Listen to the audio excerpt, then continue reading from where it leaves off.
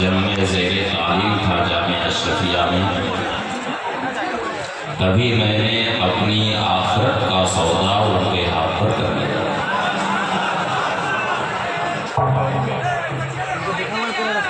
آپ حضرات پورے اطمینان و سکون ہم سرکار سرکاہی کے عرس مقدس میں حاضر ہوئے ہیں اور بزرگوں کے آراس میں حاضری فیوز و برکات سے امام اہل سنت اعلیٰ حضرت امام احمد رضا خان قدس سرہ کی یوں تو بہت لوگ اپنے آپ کو اہل سنت کہتے ہیں، لیکن حقیقت میں اس وقت سنیت کو پہچاننے کا معیار امام اہل سنت اعلیٰ حضرت امام احمد رضا خان قدس سرہ ہوتا ہے۔ مسلک اعلیٰ حضرت حقیقت میں مذہب اہل سنت کی سچی تعبیر ہے اس وقت، اور قطب حرم علامہ سید اسماعیل خلیل مکی رحمۃ اللہ تعالی علیہ اذا جاء رجل من الہند سألناہ عن الشیخ احمد رضا فإن مدحه علمنا أنه من أهل السنة وإن ذمه فهو من أهل البدع۔ وہ فرماتے ہیں کہ جب ہندوستان سے کوئی شخص حج کے لیے آتا ہے تو ہم اس سے امام احمد رضا کے بارے میں پوچھتے ہیں کہ تم ان کو جانتے ہو کہ نہیں جانتے؟ فَإِن مَدَحَهُ، اگر امام احمد رضا خان کا نام سن کر کے اس کے چہرے پر خوشی کے آثار نظر آتے ہیں، ان کا نام سن کر کے وہ خوش ہوتا ہے، ان کی تعریف کرتا ہے، تو ہم سمجھ جاتے ہیں کہ یہ پکا سنی ہے۔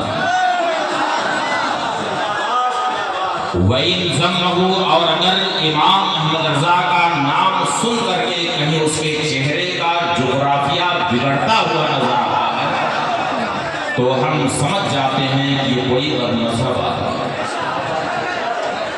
تو امام اہل سنت اعلیٰ حضرت کی ذات اس وقت حق کو، مذہب حق کو پہچاننے کے لیے صحیح نہیں آتی، اور مسلک اعلیٰ حضرت یہ مذہب اہل سنت کی اس زمانے میں سچی تعبیر ہے، اور امام احمد رضا جیسا مجدد ان سے پہلے مجددین کی جو فہرست دیکھی جاتی ہے تو امام احمد رضا جیسا مجدد پیدا نہیں ہے۔ حدیث شریف میں ارشاد ہوا، نبی کریم صلی اللہ علیہ وسلم ارشاد فرماتے ہیں، ان اللہ یبعث لہذه الامہ علی رأس کل مئۃ سنہ من یجدد لہا دینہا۔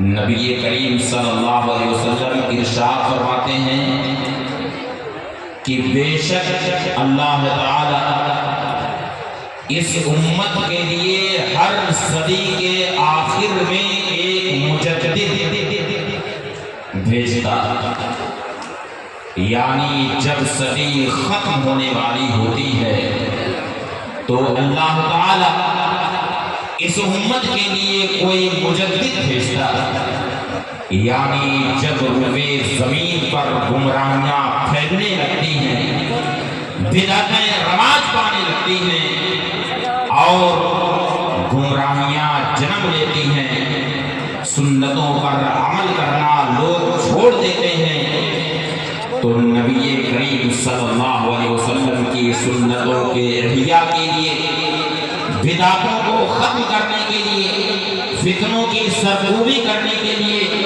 گمراہیوں کے سبتے باب کے لیے اللہ تعالیٰ کوئی مجدد بھیجتا ہے۔ اور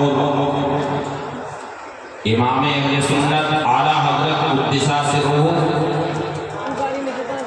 کے بارے میں آپ حضرات جانتے ہیں کہ اعلیٰ حضرت کب پیدا ہوئے ہیں؟ یہاں الحمدللہ سبھی سنی بریلوی ہیں۔ آپ لوگوں میں سے کوئی بتا سکتا ہے، مجمع میں سے کوئی اٹھ کے بتا سکتا ہے کہ اعلیٰ حضرت کب پیدا ہوئے ہیں؟ کوئی اٹھ کے بتا سکتا ہے؟ بتائیے، 10 شوال کو سن بتائیے، بتائیے۔ یہ افسوس کی بات ہے کہ اعلیٰ حضرت کا آپ نعرہ لگاتے ہیں، ان کا نام لیتے ہیں، اور یہ نہیں معلوم ہے آپ کو کہ اعلیٰ حضرت کس سن میں پیدا ہوئے۔ یہ افسوس کی بات ہے کہ بتائیے، بتا سکتے ہیں؟ سنیے، امام اہل سنت اعلیٰ حضرت امام احمد رضا خان قدسہ سرہ 10 شوال 1272 ہجری میں پیدا ہوئے۔ کس سن میں پیدا ہوئے؟ 1272 ہجری۔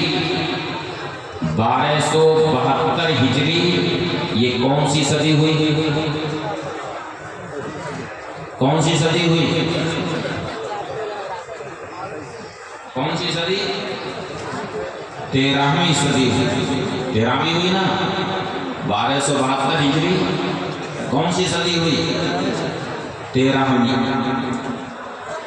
امام اہل سنت اعلیٰ حضرت امام احمد رضا خان قدسہ سرہ 1272 ہجری میں پیدا ہوئے، اور فقط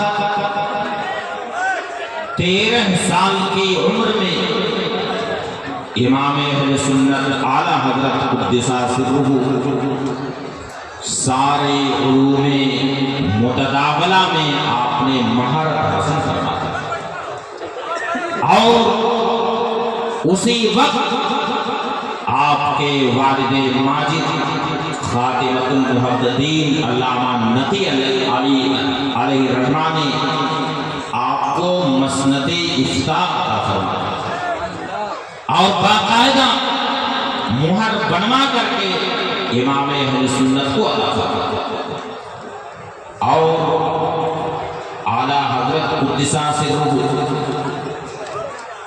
نے جب اپنی والد ماجد علامہ نقی علی خان علیہ رحمت و رضوان کے ساتھ پہلا سفر حج فرمایا، وہ بتا سکتے ہیں آپ لوگ تو پہلا حج آپ نے کیا ہے؟ بتائیے کیسے آپ لوگ سننی ہو کہ جن کی محبت کا آپ نعرہ لگاتے ہیں، ابھی نعرہ لگائے عشق و محبت، عشق و محبت، نعرہ لگائیے اعلیٰ حضرت، اعلیٰ حضرت۔ اب بتائیے کہ اعلیٰ حضرت نے پہلا حج کب فرمایا؟ 1295 ہجری میں امام اہل سنت اعلیٰ حضرت قدسہ سرہ نے اپنے والد ماجد کے ساتھ پہلا حج کیا۔ اس وقت اعلیٰ حضرت کی عمر کتنی تھی؟ کتنی؟ 23 سال۔ 23 سال یعنی عنفوان شباب کا عالم ہے، نوجوانی کا عالم ہے۔ امام اہل سنت نے یہ واقعہ خود فتاوی رضویہ 10ویں جلد میں تحریر فرمایا۔ فرماتے ہیں علماء کرام کی توجہ درکار ہے، سننے فتاوی رضویہ 10ویں جلد میں اعلیٰ حضرت نے اس واقعے کو خود تحریر فرمایا ہے۔ فرماتے ہیں کہ جب میں والد ماجد خاتمۃ المحققین علامہ نقی علیہ رحمت و رضوان کے ساتھ میں نے پہلا حج کیا۔ فرماتے ہیں کہ میں طواف سے ابھی فارغ ہوا اور طواف کے بعد میں نے 2 رکعت نماز جو واجب الطواف ادا کی جاتی ہے اس نماز سے میں فارغ ہوا، اور اس وقت حرم شریف میں 4 مصلی ہوا کرتے تھے، مصلی حنفی، مصلی مالکی، مصلی شافعی اور مصلی حنبلی، یہ 4 مصلی ہوا کرتے تھے اور چاروں کے امام الگ الگ ہوتے تھے۔ فرماتے ہیں کہ میں ادھر 2 رکعت نماز واجب الطواف سے فارغ ہوا اور ادھر مقام ابراہیم کے پاس مصلی شافعی لگتا تھا۔ مصلی شافعی کے امام جن کی عمر اس وقت 80 سال کی تھی، کتنی تھی؟ 80 سال کی، اور اعلیٰ حضرت کی عمر کتنی تھی؟ کتنی؟ 22 سال؟ آپ لوگ جانتے ہیں کتنی تھی؟ 23 سال۔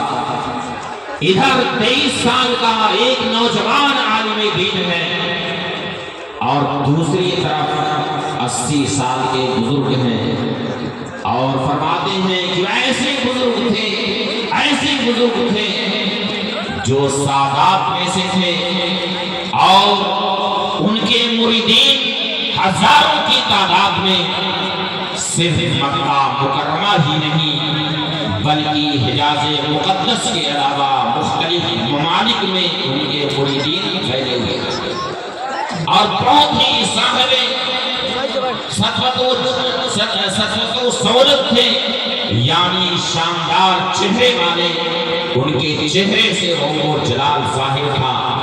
اس سے پہلے ان سے کبھی ملاقات نہیں، مگر فرماتے ہیں کہ میں ادھر نماز واجب الطواف سے فارغ ہوا اور ادھر مصلی شافعی کے جو امام ہیں وہ امامت مغرب سے فارغ ہوئے۔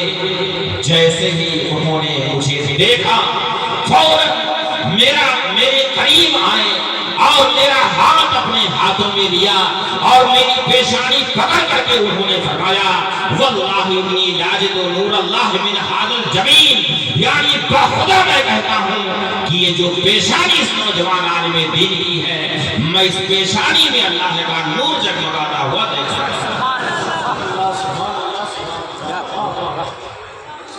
یہ کون کہہ رہے ہیں؟ یہ 80 سال کے بزرگ عالم دین ہیں جو سادات میں سے ہیں، اور کن کے لیے کہہ رہے ہیں؟ کن کے لیے کہہ رہے ہیں؟ امام اہل سنت اعلیٰ حضرت قدس سرہ کے لیے کہہ رہے ہیں، جو ابھی 23 سال کے نوجوان ہیں، ابھی عنفوان شباب کا عالم ہے اور پہلے سے کوئی پہچان نہیں ہے، پہلے سے کوئی ملاقات نہیں ہے، صرف اعلیٰ حضرت کا چہرہ دیکھ کر کے وہ قریب آتے ہیں اور قریب آ کر کے اعلیٰ حضرت کی پیشانی پر اپنا ہاتھ رکھ کر کے کہتے ہیں واللہ لاجد نور اللہ من ھذا الجبین، واللہ میں اس پیشانی سے اللہ کا نور جگمگاتا ہوا دیکھ رہا ہوں۔ پھر فرماتے ہیں کہ اس کے بعد انہوں نے اپنے ہاتھ میں میرا ہاتھ لیا اور مجھے اپنے گھر جو مقام صفا کے قریب تھا، اور وہاں انہوں نے مجھ سے بار بار یہ التجا کی کہ جب تک آپ حرم شریف میں ہیں برابر یہ شرف مجھے عطا فرمائیں کہ آپ برابر میرے غریب خانے پر تشریف لے آئیں۔ اور ساتھ ہی ساتھ انہوں نے عربی زبان میں اپنا ایک رسالہ دیا جس کا نام تھا الجوہر المضیہ، اور اعلیٰ حضرت سے گزارش کی کہ آپ اس کی شرح کریں۔ اعلیٰ حضرت نے ان کی گزارش کو قبول فرمایا اور اسے اپنی قیامگاہ پر لے کر کے آئے، اور دوسرے ہی دن یعنی صرف ایک رات کا وقفہ گزرا تھا، ایک رات کے وقفے کے بعد اعلیٰ حضرت نے اس رسالے کی بغیر کسی کتاب کے، یعنی ساتھ میں کوئی کتاب نہیں تھی، خالص اپنے حافظی کی مدد سے، خالص اپنی قوت حفظ سے اعلیٰ حضرت نے ان کے رسالے کی ایک تفصیلی شرح لکھی اور شرح لے جا کر کے دوسرے دن ان کے حوالے کروا دی۔ پھر جب انہوں نے اعلیٰ حضرت کی علمی جلالت دیکھی ہے تو فرماتے ہیں کہ آپ سے تو مجھے اجازت حدیث لینا چاہیے، آپ اس قابل ہیں کہ اجازت حدیث مجھے آپ سے لینی چاہیے۔ یہ کون کہہ رہا ہے؟ یہ 80 سال کا بزرگ کہہ رہا ہے، اور کس سے کہہ رہا ہے؟ 23 سال کے نوجوان عالم دین سے کہہ رہا ہے۔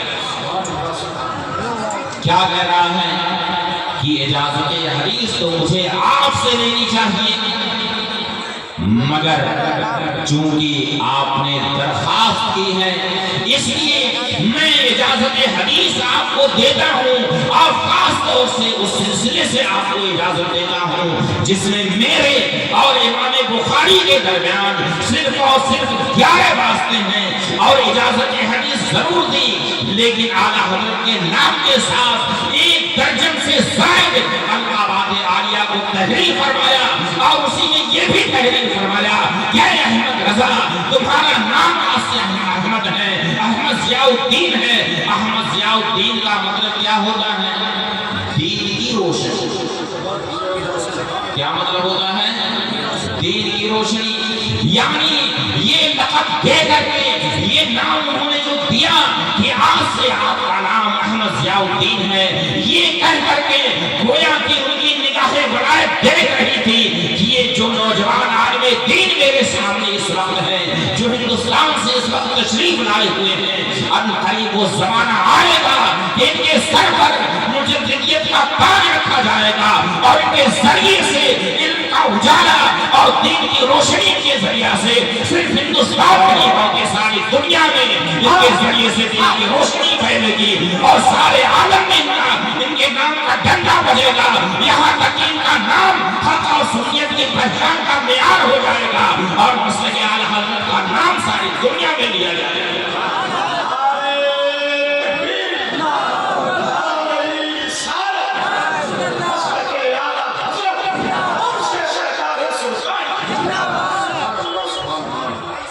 اور